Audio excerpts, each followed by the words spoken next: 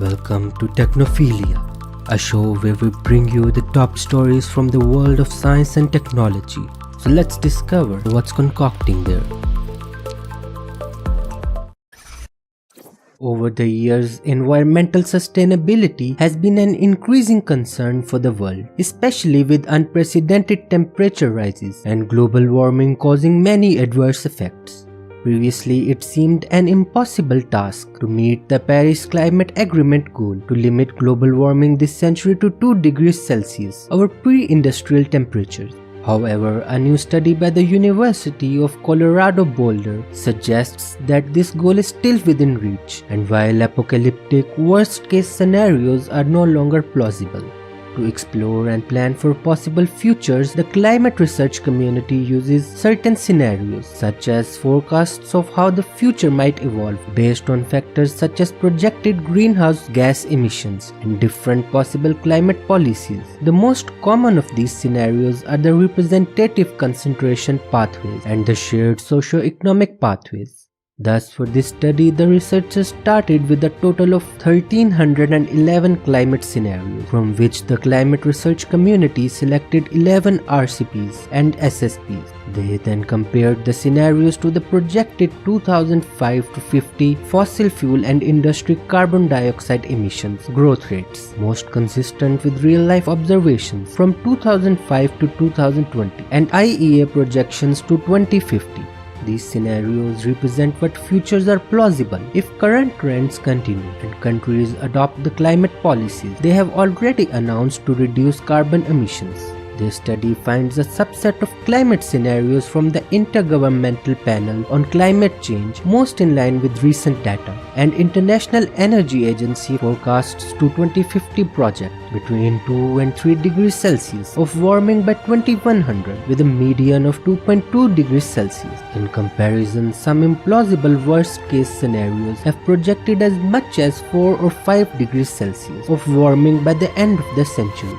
The lead author says that this is cautiously optimistic good news with respect to where the world is today compared to where we thought we might be. The 2-degree target from Paris remains within reach, while the authors also mention that more optimistic or pessimistic futures could also exist, and there are many plausible scenarios that we haven't envisioned yet.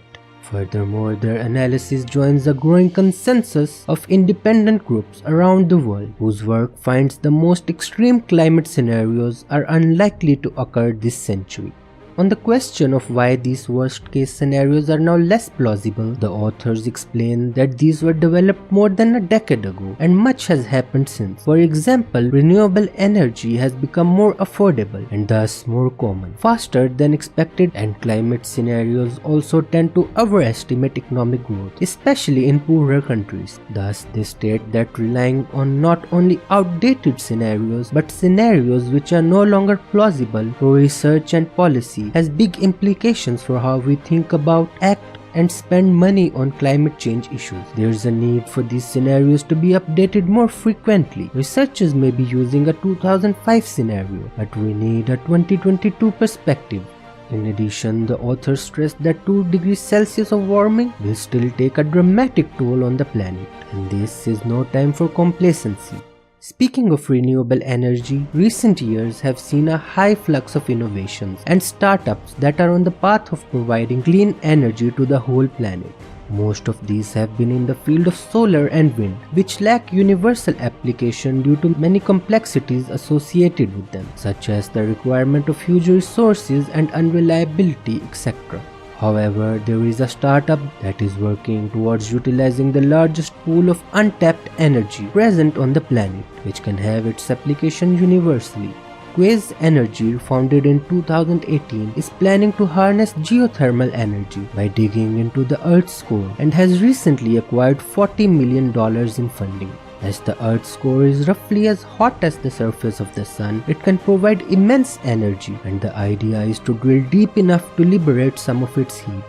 For this, they have developed a gyrotron-powered drilling platform based on breakthrough fusion research to vaporize boreholes through rock and provide access to deep geothermal heat. without complex downhole equipment. First, they use conventional rotary drilling to get to basement rock. Then they switch to high-power millimeter waves to reach unprecedented depths.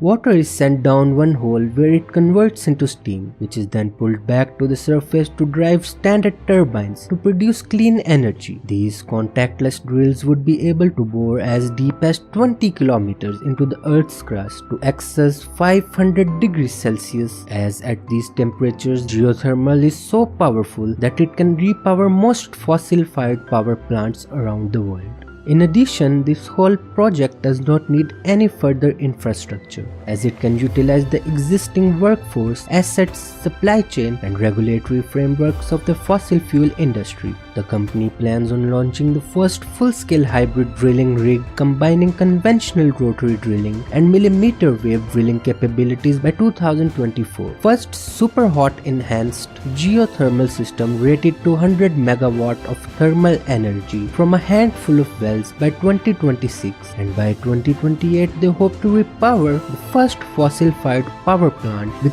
clean geothermal steam.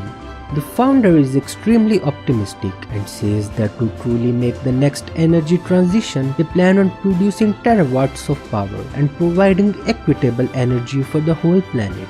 Though the project is at its initial stage, it seems very promising. How successful it will be would take years to unfold. In the meanwhile, do give us your thoughts on this in the comment section.